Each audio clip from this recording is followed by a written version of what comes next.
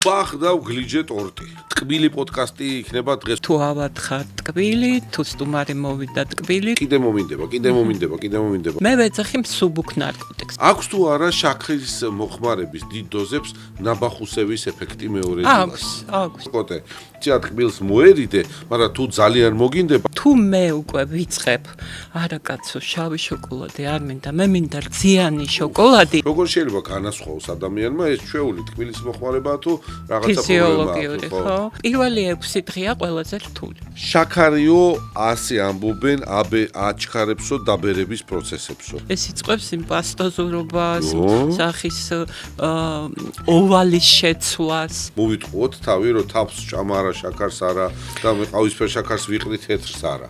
მე შოკოლადი მინდა და მანდა მაინც მაგნიუმის ნაკლებობა ეგრე არ არის. ფრუქტოზა თუ გლუკოზა? არ გვინდა ეგ წვენები უკვე.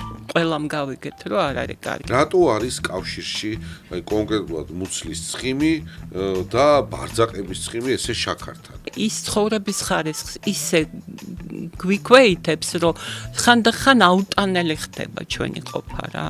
დღის რომელ ნახევარშია ყველაზე მავნებელი შაქრის მიღება? შაქარი ან შაქრის შემცველი პროდუქტები ჩვენ გვაკონტროლებს და არაფერ შუაში არ არის აქ ჩემი ნების ყოფა. ეპიზოდის პარტნიორია წყალი მთის